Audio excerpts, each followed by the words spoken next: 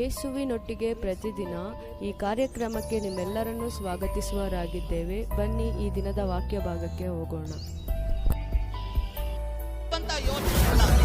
ಪರಲೋಕದ ದೇವರು ನನ್ನನ್ನ ಇಲ್ಲಿ ಕಳಿಸಿದ್ದಾನಂದ್ರೆ ಒಂದು ಕೆಲಸದ ನಿಮಿತ್ತ ಆತನು ನನ್ನನ್ನ ಕಳಿಸಿದ್ದಾನೆ. ಆ ಕೆಲಸವನ್ನ, ಆತನ ಯೋಚನೆಯನ್ನ, ಆತನ ಚಿತ್ರವನ್ನ, ಆತನ ಮನಸ್ಸಲ್ಲಿ ಇರುವಂತಹ ಕಾರ್ಯವನ್ನ ನಾನು ನೆರವೇರಿಸ್ತಾ ಇದ್ದೀನ. Praise lord, hallelujah. ಯೇಸುವಿನ ಮಧುರ ನಾಮದಲ್ಲಿ ಈ ಬೆಳಗಿನ ಸಮಯದಲ್ಲಿ ಈ ಕಾರ್ಯಕ್ರಮವನ್ನು ನೋಡ್ತಿರುವಂಥ ಎಲ್ಲರನ್ನ ನಾನು ವಂದಿಸುವವನಾಗಿದ್ದೇನೆ. ದೇವರು ನಂಬಿಗಸ್ತನು, ಆತನ ವಾಕ್ಯಗಳು ಶಾಶ್ವತವಾದದ್ದು. ಭೂಮಿ ಆಕಾಶ ಅಳಿದು ಹೋದ್ರೂ ನನ್ನ ವಾಕ್ಯಗಳು, ನನ್ನ ಮಾತುಗಳು ಎಂದಿಗೂ ಅಳಿದು ಹೋಗೋದಿಲ್ಲ ಅಂತ ಹೇಳುವ ದೇವರು ಈ ಬೆಳಗಿನ ಸಮಯದಲ್ಲಿ ಧ್ಯಾನಕ್ಕಾಗಿ ಈ ದಿನಕ್ಕೆ ಒಂದು ವಾಗ್ದಾನವನ್ನು ದೇವರು ನಮಗೆ ಕೊಟ್ಟಿದ್ದಾನೆ. ಅದು ಯಾವುದಂದರೆ ಧರ್ಮೋಪದೇಶ ಕಾಂಡ 1ನೇ ಅಧ್ಯಾಯದಲ್ಲಿ 29ನೇ ವಾಕ್ಯದಿಂದ 31ನೇ ವಾಕ್ಯದವರೆಗೂ. ಧರ್ಮೋಪದೇಶ ಕಾಂಡ 1ನೇ ಅಧ್ಯಾಯ 29ನೇ ವಾಕ್ಯದಿಂದ 31ನೇ ವಾಕ್ಯದವರೆಗೂ ಈ ರೀತಿಯಾಗಿ ಹೇಳ್ತದೆ. ನಾನು ನಿಮಗಾಗಿ ಓದ್ತೇನೆ. ಅದಕ್ಕೆ ನಾನು, ಕಳವಳ ಪಡಬೇಡಿರಿ, ಅವರಿಗೆ ಭಯ ಪಡಬೇಡ್ರಿ. ನಿಮ್ಮ ಮುಂದಗಡೆಯಲ್ಲಿ ಹೋಗುವ ನಿಮ್ಮ ದೇವರಾದ ಯೆಹೋವನು ಐಗುಪ್ತ ದೇಶದಲ್ಲಿಯೂ ನೀವು ನೋಡಿದ ಅರಣ್ಯದಲ್ಲಿಯೂ ಪ್ರತ್ಯಕ್ಷನಾಗಿ ನಿಮಗೋಸ್ಕರ ಯುದ್ಧ ಮಾಡಿದಂತೆಯೇ ಈಗಲೂ ನಿಮ್ಮ ಕಡೆಯವನಾಗಿ ಯುದ್ಧ ಮಾಡುವನು. ನೀವು ಈ ಸ್ಥಳಕ್ಕೆ ಸೇರಿದ ಪರ್ಯಂತರವು ನಿಮ್ಮ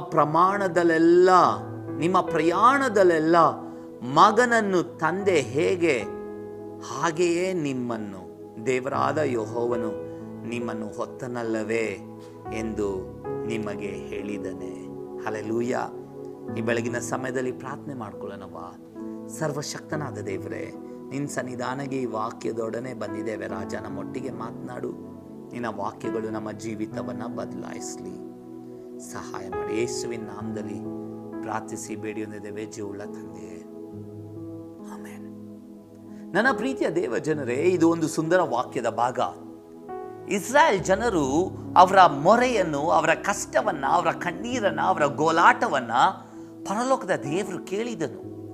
ಅವ್ರಿಗಾಗಿ ಅವ್ರನ್ನ ಬಿಡಿಸುವುದಕ್ಕಾಗಿ ರಾಜನ ಮನೆಯಿಂದ ಓಡಿ ಹೋದ ಒಬ್ಬ ವ್ಯಕ್ತಿ, ರಾಜನಿಗೆ ಭಯಪಟ್ಟು ಓಡಿ ಹೋದ ಒಬ್ಬ ವ್ಯಕ್ತಿ, ಅವನನ್ನ ಯೆಹೋವನಾದ ದೇವರು ಸಂಧಿಸಿ ಆ ಮೋಶೆಗೆ ಹೇಳ್ತಾರೆ, ನೀನೆದ್ದು ಫರೋಹನ ಮನೆಗೆ ಹೋಗು, ಅರಮನೆಗೆ ಹೋಗಿ ಅವನ ಹತ್ರ ಹೇಳು, ನನ್ನ ಜನರು ಬಿಡುಗಡೆ ಹೊಂದಿ ಈ ಸ್ಥಳದಿಂದ ಹೊರಗಡೆ ಬಂದು ನನ್ನನ್ನು ಆರಾಧಿಸಬೇಕೆಂಬುದಾಗಿ ಯೆಹೋವನಾದ ದೇವರು ಹೇಳ್ತಾ ಇದ್ದಾನೆ. ಹೋಗಿ ಅವ್ರ ಹತ್ರ ಹೇಳು ಎಂಬುದಾಗಿ ಹೇಳ್ತಾನೆ. ಯೆಹೋವನಾದ ದೇವರು ಈ ಮಾತನ್ನು ಹೇಳಿದಾಗ ಮೋಶೆ ಹೇಳ್ತಾನೆ, ಏನು ಗೊತ್ತಾ? ಮೋಶೆ ಹೇಳ್ತಾನೆ, god, I am slow at speak.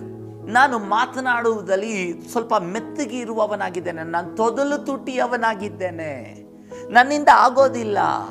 ನನ್ನ ಸಹೋದರನು ಆರೋನನನ್ನು ಕಳಿಸು, ಅವನು ಚೆನ್ನಾಗಿ ಮಾತಾಡ್ತಾನೆ ಅಂತ. ಆವಾಗ ದೇವರು ಮೋಶೆಗೆ ಎಂತ ಮಾತು ಹೇಳ್ತಾರೆ ಗೊತ್ತಾ? ಮನುಷ್ಯನಿಗೆ ಮಾತು ಕೊಟ್ಟವನು ಯಾರು? ಮನುಷ್ಯನನ್ನು ಮೂಗನಾಗಿ ಮಾಡಿದವನು ಯಾರು? ನಾನಲ್ವೇ? ನೀನು ಎದ್ದು ಹೋಗು, ನಿನ್ನ ಜೊತೆ ನಾನಿರ್ತೀನಿ ಅಂತ. ಹಲ್ಲೆಲೂಯಾ. ಮೋಶೆ ಎದ್ದು ಬರ್ತಾನೆ. ನೋಡಿ, ಭಯಪಟ್ಟು ಓಡಿ ಹೋದ ಒಬ್ಬ ವ್ಯಕ್ತಿ ಹಿಂತಿರುಗಿ ಅದೇ ಸ್ಥಳಕ್ಕೆ ಬಂದು ನಿಂತ್ಕೊಳ್ತಾನೆ. ಫರೋಹನ ಹತ್ರ ಹೇಳ್ತಾನೆ. ಫರೋಹನು ಒಪ್ಪಿಕೊಳ್ಳೋದಿಲ್ಲ, ಅವನ ಮನಸ್ಸು ಕಠಿಣವಾಗಿರ್ತದೆ. ಅನೇಕ ಕಾರ್ಯಗಳು ಅವರ ಮಧ್ಯದಲ್ಲಿ ನಡೆದಾಗ ಫರೋಹನು ಜನರನ್ನ, ಇಸ್ರಾಯೇಲರನ್ನ ಕರ್ಕೊಂಡು ಹೊರಗಡೆ ಹೋಗು ಕಳಿಸ್ಬಿಡ್ತಾನೆ ಅಲ್ಲಿಂದ. ಇಸ್ರಾಯೇಲ್ ಜನರು ಸಂತೋಷದಿಂದ, ಓ, ಇಷ್ಟು ವರ್ಷ ನಾವು ಬಿಟ್ಟಿಗಾಗಿ ಕೆಲಸ ಮಾಡಿದ್ದೇವಲ್ವಾ ಅಂತ ತಿಳಿದುಕೊಂಡು ಸಂತೋಷವಾಗಿ ಐಗುಪ್ತ್ಯದಿಂದ ಹೊರಗಡೆ ಬರ್ತಾರೆ. ಹೊರಗಡೆ ಬರುವಾಗ ನೀವು ಅನೇಕ ಜನ ಓದಿರ್ತೀರ, ಪ್ರಸಂಗಗಳಲ್ಲಿ ಕೇಳಿರಬಹುದು. ಮುಂದೆ ಬರುವಾಗ ಅವರ ಮುಂದೆ ಕೆಂಪು ಸಮುದ್ರ ಇದೆ, ಈ ಕಡೆ ದಾಟಿ ಹೋಗೋದಾ, ಇಲ್ಲಾಂದ್ರೆ ಹಿಂದೆ ಐಗುಪ್ತ್ಯಕ್ಕೆ ಹೋಗೋದಾ? ಹಿಂದೆ ತಿರುಗಿ ನೋಡ್ತಾನೆ, ಫರೋಹನು ಅವನ ಒಂದು ಸೇನೆಯೊಟ್ಟಿಗೆ ಬರ್ತಾ ಇದ್ದಾನೆ ಇವರ ವಿರುದ್ಧ ಹೋರಾಡಿ ಯುದ್ಧ ಮಾಡುವುದಕ್ಕೆ. ಮೋಶೆ ಹತ್ರ ಬಂದು ಹೇಳ್ತಾರೆ, ಮೋಶೆ, ನಾವು ಅಲ್ಲೇ ಇದ್ದಿರ್ಬೋದಾಗಿತ್ತಲ್ವಾ, ನೀನ್ ಮಾತು ಕೇಳ್ಕೊಂಡ್ ಬಂದ್ವಿ ಅಲ್ಲ. ಮೋಶೆ ಹೇಳ್ತಾನೆ, ನೀವೇನು ಬೇಜಾರು ಮಾಡ್ಕೊಬೇಡಿ, ಏನು ಯೋಚನೆ ಮಾಡಬೇಡಿ, ನಾನು ದೇವ್ರನ್ನ ಕೇಳ್ತೀನಿ. ದೇವ್ರ ಹತ್ರ ಕೇಳ್ತಾನೆ ಮೋಶೆ, ದೇವ್ರೆ ಏನು ಮಾಡೋದು? ದೇವ್ರು ಹೇಳ್ತಾನೆ, ನಿನ್ನ ಕೈಯಲ್ಲಿ ಏನಿದೆ ಆ ಕೋಲ್ನ ತಗೊಂಡು ಆ ಸಮುದ್ರದ ಮೇಲೆ ಹೊಡಿ. ಅವನು ಹೊಡಿತಾನೆ, ಪ್ರಶ್ನೆ ಕೇಳಲಿಲ್ಲ, ಹೊಡಿತಾನೆ. ಸಮುದ್ರ ಇಬ್ಬಾಗವಾಗುತ್ತೆ. ಒಣಗಿದ ಸ್ಥಳದ ಹಾಗೆ ಸಮುದ್ರದ ಮಧ್ಯದಲ್ಲಿ ನಡೆದುಕೊಂಡು ಹೋಗುವವರಾಗ್ತಾರೆ. ಹಲ್ಲೆಲೂಯ. ದೇವ್ರು ಎಂತ ಅದ್ಭುತಗಳನ್ನ ತನ್ನ ಜನರಿಗಾಗಿ ಮಾಡಿದನು ನೋಡ್ರಿ. Praise lord. ಪ್ರತಿ ದಿನವೂ ಆಹಾರವನ್ನ ಅವರು ಕೊಟ್ಟನು. ತನ್ನ ಜನರಿಗಾಗಿ ಮನ್ನವನ್ನ ಕೊಟ್ಟನು. ಪರಲೋಕದ ಆಹಾರ ಜನರ ಮನೆ ಮುಂದೆನೆ ಬಂತು. ಒಂದೊಂದ್ಸರಿ ಈ ಜನಗಳು ಏನ್ ಮಾಡ್ತಾ ಇದ್ರು ಗೊತ್ತಾ? ನಾವು ಐಗುಪ್ತ್ಯದಲ್ಲಿ ಈರುಳ್ಳಿ ತಿಂತಾ ಇದ್ವಿ, ಸೌತೆಕಾಯಿ ತಿಂತಾ ಇದ್ವಿ, ನಮ್ಗೆ ನೆನಪಾಗ್ತಾ ಇದೆ ಮಾಂಸ ತಿಂತಾ ಇದ್ವಿ. ಕಂಪ್ಲೇಂಟ್ ಮಾಡ್ತಾರೆ.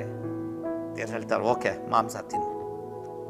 ಒಂದು ದಿನ ನೋಡ್ತಾರೆ ನೀರು ಕಹಿಯಾಗಿದೆ. ಅದರಲ್ಲೂ ಒಂದು ಅದ್ಭುತ, ನೀರು ಸಿಹಿಯಾಗಿ ಬದಲಾಯಿತು. ಎಲ್ಲದಕ್ಕಿಂತಲೂ ಮಹಾ ದೊಡ್ಡ ಕಾರ್ಯ ಏನು ಗೊತ್ತಾ?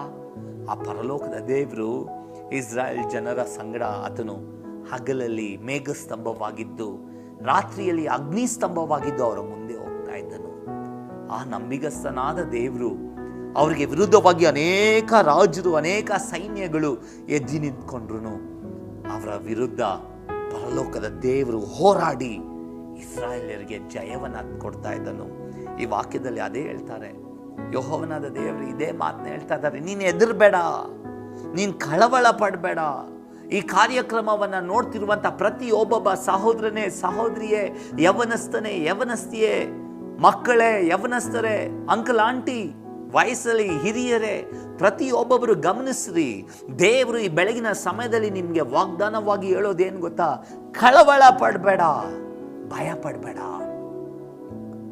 ಇಸ್ರಾಯೇಲ್ಯರನ್ನ ಐಗುಪ್ತ್ಯದಿಂದ ಹೇಗೆ ಬಿಡಿಸಿಕೊಂಡು ಬಂದು ಮಾರ್ಗ ಮಧ್ಯದಲ್ಲಿ ಹೇಗೆ ಅವ್ರಿಗಾಗಿ ನಾನು ಹೋರಾಡಿದನೋ, ನಾನು ಹೇಗೆ ಅವ್ರಿಗಾಗಿ ಯುದ್ಧ ಮಾಡಿದೆನೋ, ಅದೇ ರೀತಿಯಾಗಿ ನಿಮಗೋಸ್ಕರ ನಾನು ಯುದ್ಧ ಮಾಡ್ತೇನೆ. ಒಂದು ತಂದೆ ಒಬ್ಬ ಮಗನನ್ನ ಹೇಗೆ ನಡೆಸ್ತಾನೋ ಹಾಗೆ ನಡೆಸ್ಕೊಂಬಂದೆ ಅಲ್ವಾ? ನಾವು ಒಂದು ದಿನ ಐಗುಪ್ತ್ಯದಲ್ಲಿ ಇದ್ದೆವು. ಆ ನೊಗ ಎಂಬ ಐಗುಪ್ತ್ಯ, ಕತ್ತಲೆಂಬ ಐಗುಪ್ತ್ಯದಲ್ಲಿ ಇದ್ದೆವು. ಆದರೆ ಇವತ್ತು ದೇವರು ನಮ್ಮನ್ನ ಕತ್ತಲಿಂದ ಬಿಡಿಸಿ ಆಶ್ಚರ್ಯಕರವಾದ ಬೆಳಕಲ್ಲಿ ಆತನು ಕರ್ಕೊಂಬಂದು ನಿಲ್ಲಿಸಿದ್ದಾನೆ. ಅದರ ಮಧ್ಯದಲ್ಲಿ ಹಾದು ಹೋಗುವಾಗ ಅನೇಕ ವಿರೋಧಗಳಿದೆ, ಹೌದು. ಅನೇಕ ಸಮಸ್ಯೆಗಳು, ಅನೇಕ ಹೋರಾಟಗಳು, ಅನೇಕ ನೋವುಗಳು, ಅನೇಕ ಪ್ರಶ್ನೆಗಳು, ಅನೇಕ ಕಣ್ಣೀರಿನ ಸಮಯಗಳು ಇದರ ಮಧ್ಯದಲ್ಲಿ ನಾವು ಹಾದು ಹೋಗ್ತಾ ಇದ್ದೇವೆ. ಅಯ್ಯೋ, ಈ ನನ್ನ ಜೀವಿತ ಎಂಥ ಪರಿಸ್ಥಿತಿಗೆ ಬಂತಲ್ವಾ ಅಂತ ಯೋಚಿಸ್ತಾ ಇರ್ಬೋದು.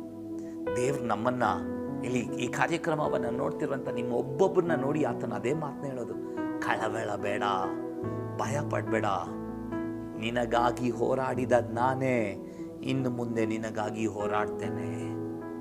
ತಂದೆ ಹೇಗೆ ತನ್ನ ಮಗನನ್ನ ಹೊತ್ಕೊಂಡು ಬರ್ತಾನೋ ಅದೇ ರೀತಿಯಲ್ಲಿ ನಾನು ನಿಮ್ಮನ್ನ ಹೊತ್ಕೊಂಡು ನಡೆಸ್ತೇನೆ. ಈ ಬೆಳಗಿನ ಸಮಯದಲ್ಲಿ ಇದೇ ವಾಗ್ದಾನ. ಅನೇಕ ಸಮಯ ನೀವು ಹೇಳಿರ್ಬೋದು, ಸಾಕಾಯ್ತು ಅಂತ ಹೇಳಿರ್ಬೋದು. ಇಲ್ಲ, ಆತನ ಕೈಗಳಲ್ಲಿ ಒಪ್ಪಿಸ್ಕೊಡ್ರಿ. ಆತನು ನಿಮಗೋಸ್ಕರ ಯುದ್ಧ ಮಾಡುವ ಆತನಾಗಿದ್ದಾನೆ. He is going to fight for you. ನಿಮ್ಮಗೋಸ್ಕರ ಯುದ್ಧವನ್ನ ಮಾಡುವ ಆತನಾಗಿದ್ದಾನೆ. ಆತನು ಯುದ್ಧ ಮಾಡುವುದಕ್ಕೆ ಪ್ರಾರಂಭಿಸಿದ್ರೆ ನಿಮ್ಮ ಜೀವಿತದಲ್ಲಿ ಜಯವನ್ನ ಕಾಣುವವರಾಗಿರ್ತೀರಾ.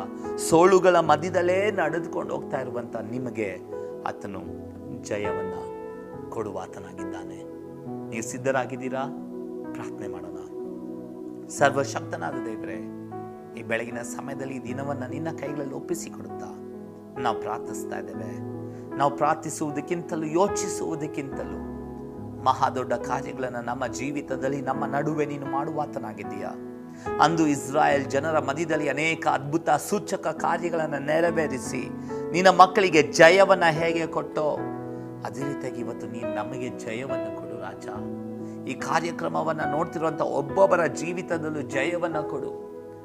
ಭಯಪಟ್ಟು ಕಣ್ಣೀರಲ್ಲಿ, ಕಷ್ಟಗಳಲ್ಲಿ, ವೇದನೆಗಳಲ್ಲಿ ಸಿಲುಕಿಕೊಂಡಿರುವಂಥ ಒಬ್ಬೊಬ್ಬರಿಗೋಸ್ಕರ ನಾನು ಪ್ರಾರ್ಥಿಸ್ತಾ ಇದ್ದೇನೆ. ನನ್ನ ದೇವರು ಜಯವನ್ನು ಕೊಡು, ಜಯಶಾಲಿಗಳಾಗೆ ಬದಲಾಯಿಸು, ರಕ್ತದಲ್ಲಿ ಮರೆ ಮಾಡು. ಈ ದಿನವನ್ನೆಲ್ಲ ನಿನ್ನ ಕೈಗಳಲ್ಲಿ ಒಪ್ಪಿಸ್ತಾ ಇದ್ದೀವಿ ರಾಜ. ನೀನು ನಡೆಸು. ಅವತ್ತು ಹೇಗೆ ನಿನ್ನ ಜನರನ್ನ ತಂದೆ ತನ್ನ ಮಕ್ಕಳನ್ನ ಹೇಗೆ ನಡೆಸ್ತಾನೋ ಆ ರೀತಿಯಾಗಿ ಪೋಷಿಸಿ ನಡೆಸಿದೆ. ನಿನ್ನ ಜನರನ್ನು ಅದೇ ರೀತಿಯಾಗಿ ನಡೆಸಪ್ಪ. ಈ ದಿನವೆಲ್ಲ ನಡೆಸು. ಅವ್ರು ಹೋಗುವಂಥ ಮಾರ್ಗಗಳು, ಅವ್ರು ಹೋಗುವಂಥ ಕೆಲಸ ಕಾರ್ಯಗಳು ಯಾವ್ದ್ಯಾವ್ದ್ರಲ್ಲೆಲ್ಲ ತೊಡಗಿಕೊಂಡಿದ್ದಾರೋ ಎಲ್ಲದರಲ್ಲಿಯೂ ನನ್ನ ದೇವರು ನೀನು ನಡೆಸು. ಸಹಾಯ ಮಾಡು. ಸ್ತುತಿ ಘನ ಮಹಿಮೆ ನೀನೊಬ್ಬನಿಗೆ ಸಲ್ಲಿಸ್ತಾ ಇದ್ದೇವೆ. ಯೇಸುವಿನ ನಾಮದಲ್ಲಿ ಪ್ರಾರ್ಥಿಸಿ ಬೇಡಿ ಹೊಂದಿದ್ದೇವೆ ಜೀವವುಳ್ಳ ತಂದೆಯೇ, ಆಮೇನ್ ಆಮೇನ್. ದೇವರು ನಿಮ್ಮನ್ನ ಆಶೀರ್ವದಿಸಲಿ. God bless you. ಅನೇಕರಿಗೆ ಆಶೀರ್ವಾದವಾಗಿರಿ. ನಿಮ್ಮ ಜೀವಿತದ ಮೂಲಕ ಆತನು ಅದ್ಭುತ ಕಾರ್ಯಗಳನ್ನು ಮಾಡಲಿ. ನಾಳೆ ಇದೇ ಸಮಯದಲ್ಲಿ ನಿಮ್ಮನ್ನು ಸಂಧಿಸ್ತೇನೆ. ದೇವರು ನಿಮ್ಮ ಜೊತೆಗಾರನಾಗಿ ಬರಲಿ. ಆಮೇಲೆ